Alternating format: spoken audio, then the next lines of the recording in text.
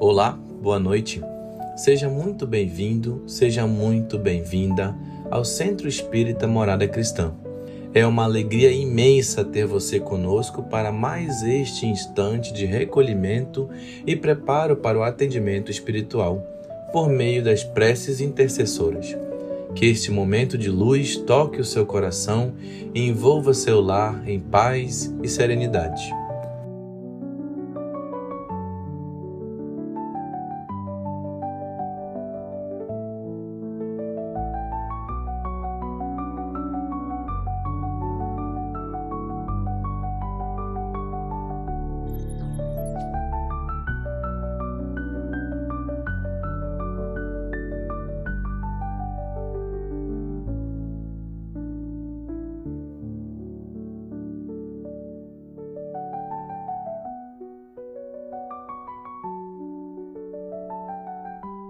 Aproveite esse tempo e coloque ao seu lado sua garrafa ou copo de água, com fé e confiança, para que ela seja fluidificada de acordo com as suas necessidades.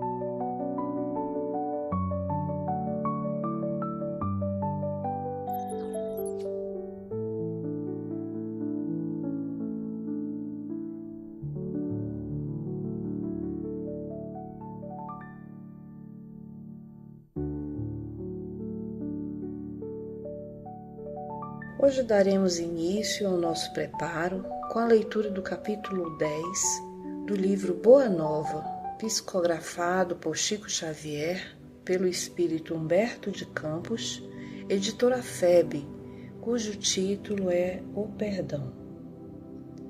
As primeiras peregrinações do Cristo e de seus discípulos em torno do lago haviam alcançado inovidáveis triunfos. Eram doentes atribulados que agradeciam o alívio buscado ansiosamente, trabalhadores humildes que se enchiam de santas consolações ante as promessas divinas da Boa Nova.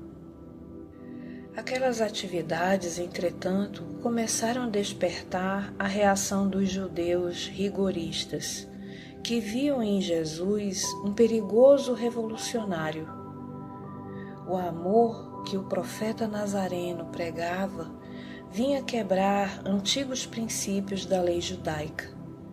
Os senhores da terra observavam cuidadosamente as palestras dos escravos que permutavam imenso júbilo, proveniente das esperanças no novo reino que não chegavam a compreender. Os mais egoístas pretendiam ver no profeta generoso um conspirador vulgar, que desejava levantar as iras populares contra a dominação de Herodes. Outros presumiam na sua figura um feiticeiro incomum que era preciso evitar.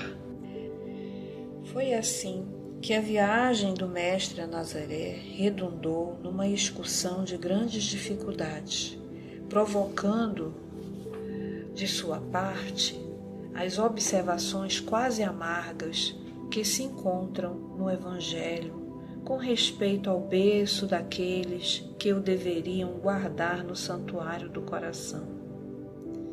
Não foram poucos os adversários de suas ideias renovadoras que o precederam na cidade minúscula, buscando neutralizar-lhe a ação por meio de falsas notícias e desmoralizá-lo, argumentando com informações mal alinhavadas de alguns nazarenos. Jesus sentiu de perto a delicadeza da situação que lhe criara com a primeira investida dos inimigos gratuitos de sua doutrina, mas aproveitou todas as oportunidades para as melhores ilações na esfera do ensinamento. No entanto, o mesmo não aconteceu a seus discípulos. Filipe e Simão Pedro chegaram a questionar seriamente com alguns senhores da região, trocando palavras ásperas em torno das edificações do Messias. As gargalhadas irônicas, as apreciações menos dignas, lhes acendiam no ânimo propósitos impulsivos de defesas apaixonadas.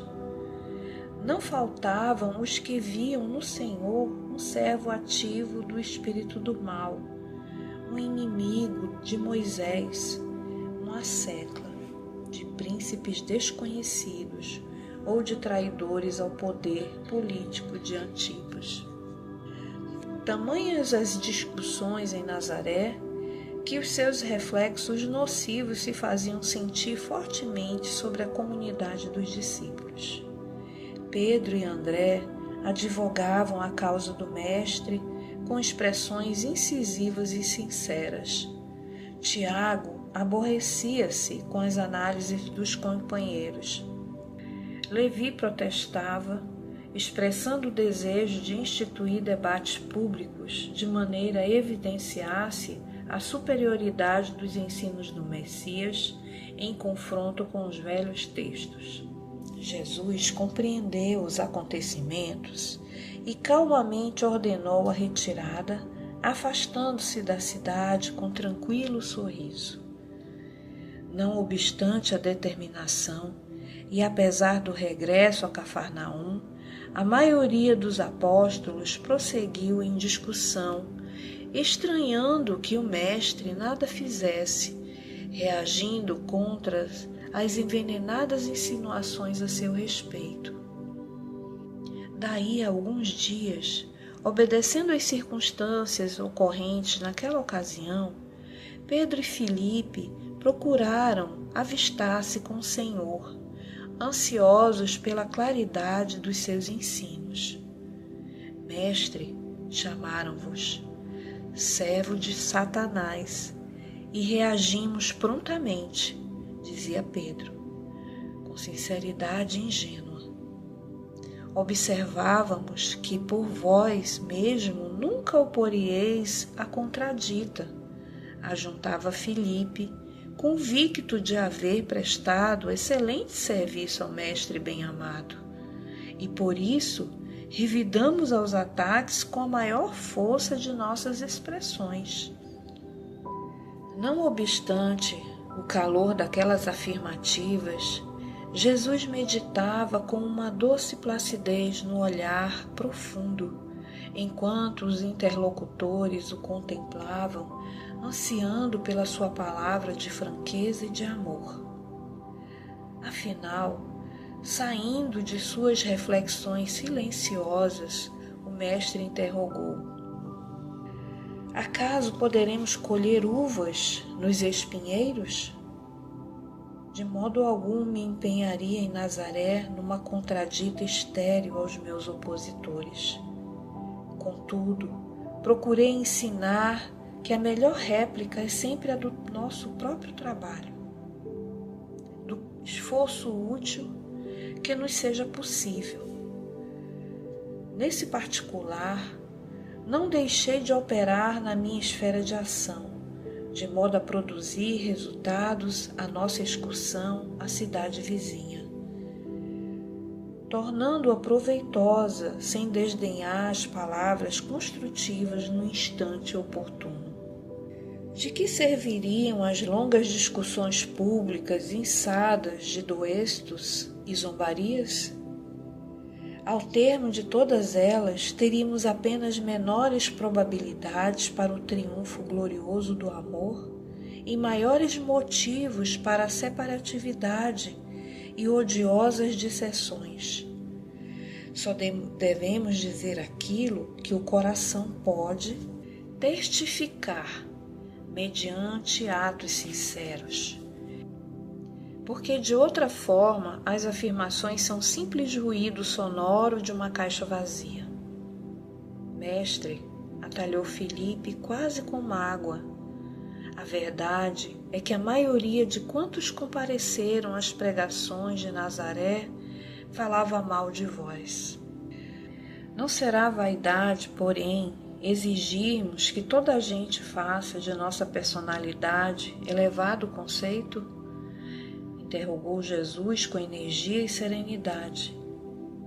Nas ilusões que as criaturas da terra inventaram para sua própria vida, nem sempre constitui bom atestado de nossa conduta o falarem todos bem de nós, indistintamente.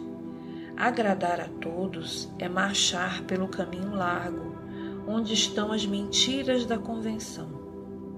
Servir a Deus é tarefa que deve estar acima de tudo, e por vezes, nesse serviço divino, é natural que desagrademos aos mesquinhos interesses humanos. Filipe, sabes de algum emissário de Deus que fosse bem apreciado no seu tempo? Todos os portadores da verdade do céu são incompreendidos de seus contemporâneos. Portanto, é indispensável consideremos que o conceito justo é respeitável, mas antes dele necessitamos obter a aprovação legítima da consciência, dentro da nossa lealdade para com Deus. Mestre, obtemperou Simão Pedro, a quem as explicações da hora calavam profundamente. Nos acontecimentos mais fortes da vida, não deveremos então utilizar as palavras enérgicas e justas?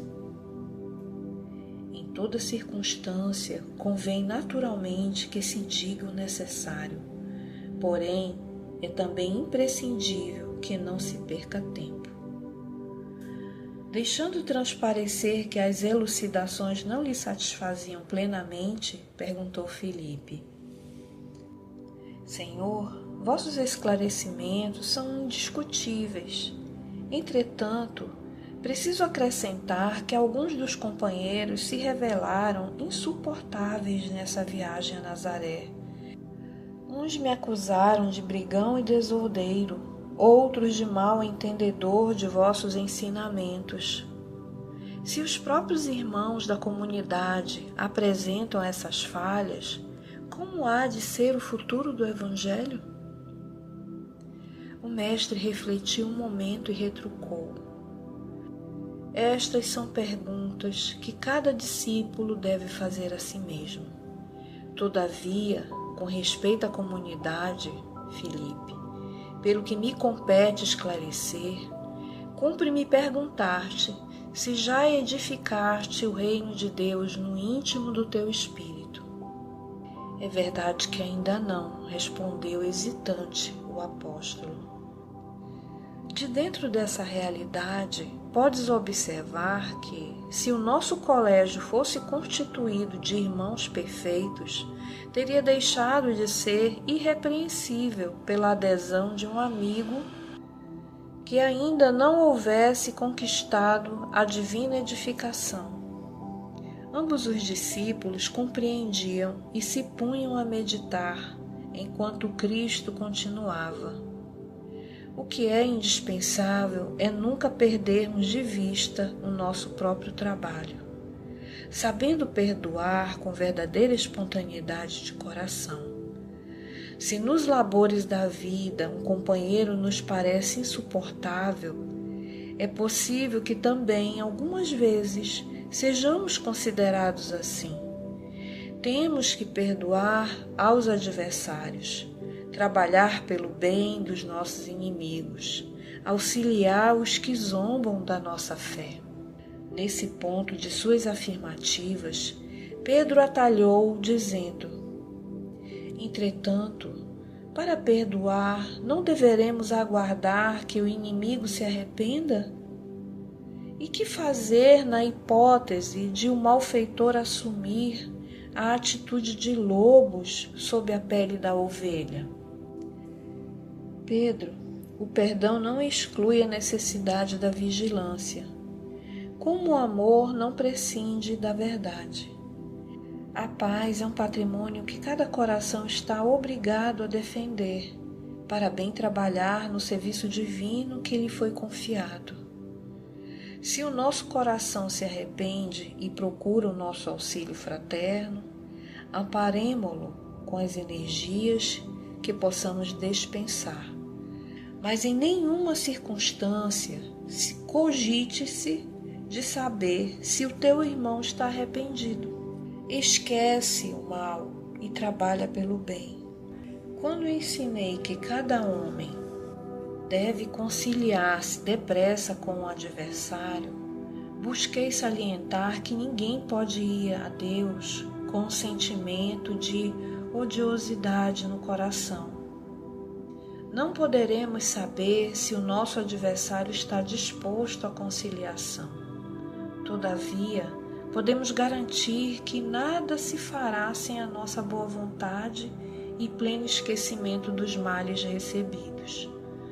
Se o irmão infeliz se arrepender, estejamos sempre dispostos a ampará-lo, e a todo momento precisamos e devemos olvidar o mal.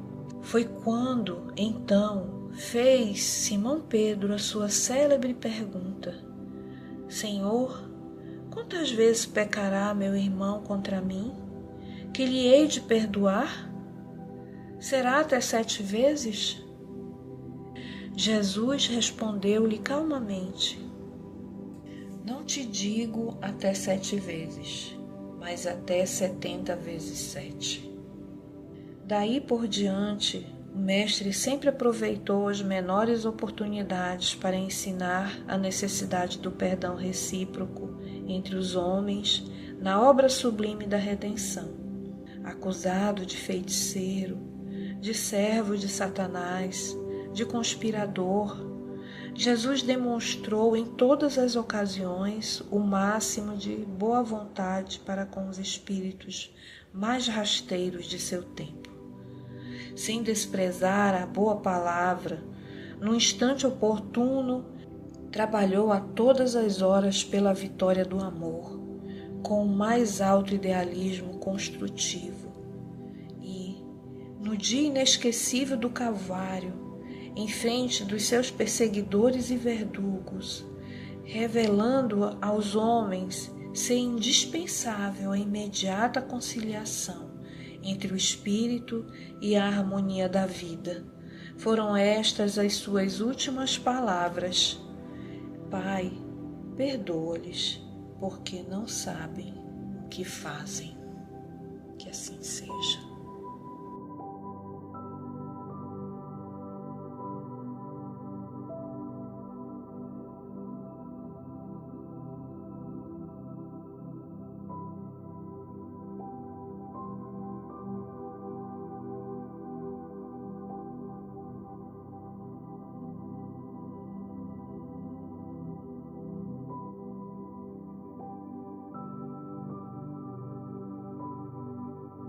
Com serenidade e o pensamento elevado, convidamos você a se conectar com as esferas superiores, unindo-se a nós em oração.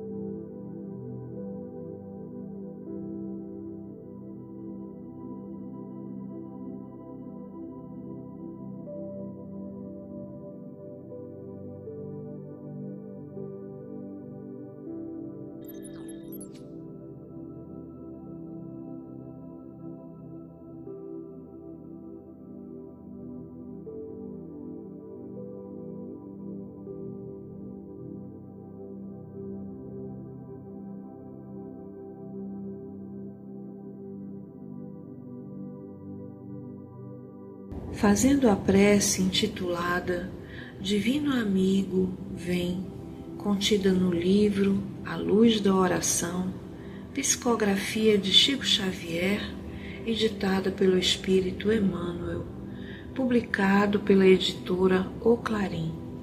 Senhor, Tu que nos deste no tempo o sábio condutor de nossos destinos, faze-nos entender a bênção dos minutos, a fim de não perdermos o tesouro dos séculos.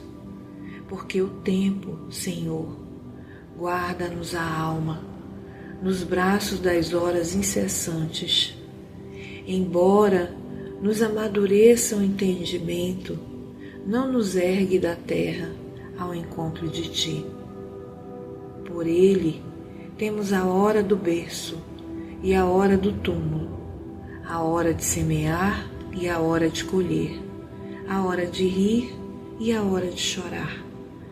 Com ele temos a experiência da dor e da alegria, da ilusão e da realidade, do conforto e da angústia, que, em nos transformando o raciocínio, não nos altera o coração.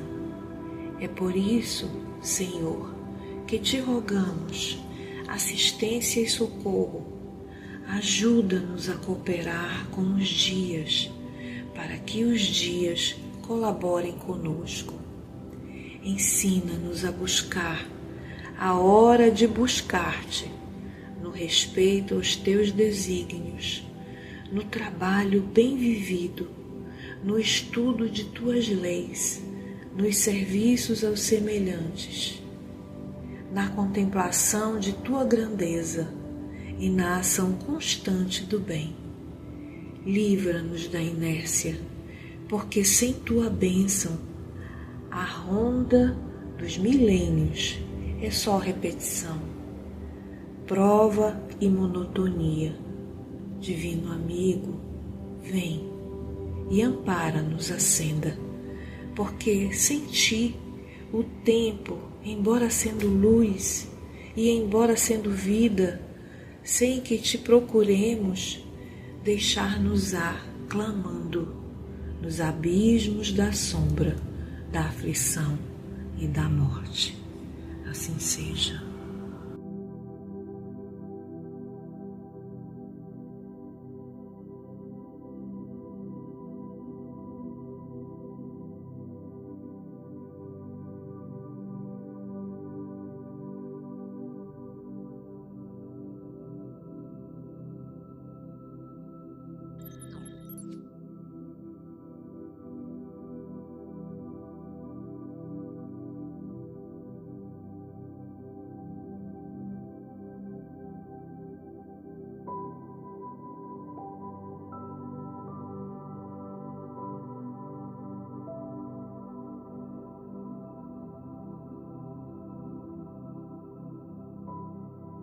Queridos irmãos e irmãs, vamos seguir agora em recolhimento com um coração agradecido a Deus pela dádiva da vida e pelas bênçãos que muitas vezes em silêncio nos cercam.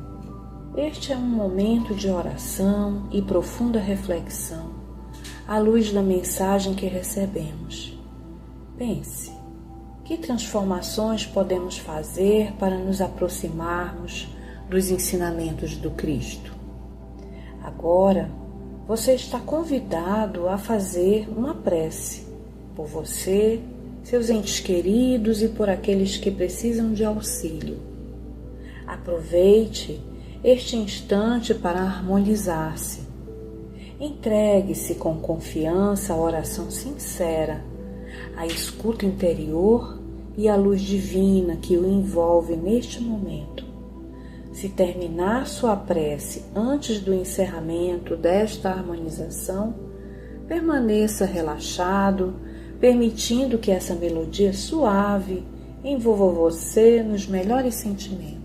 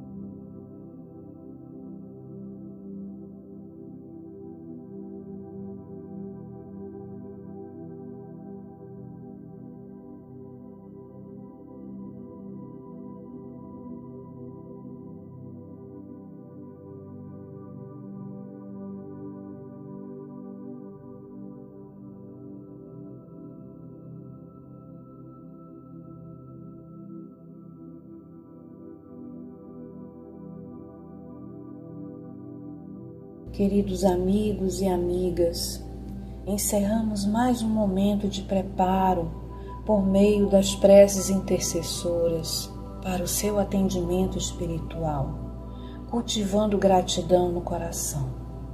Que Jesus e os benfeitores espirituais nos amparem, nos inspirem e nos ajudem a fortalecer a nossa fé. Que sejamos guiados pela serenidade, resignação e disposição sincera de nos melhorarmos.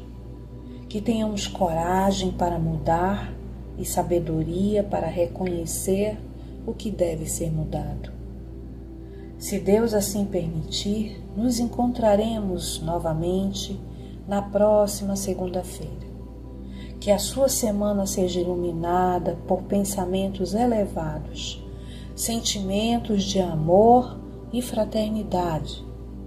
Receba o nosso abraço carinhoso e fique com o amor de Deus em seu coração. Até breve.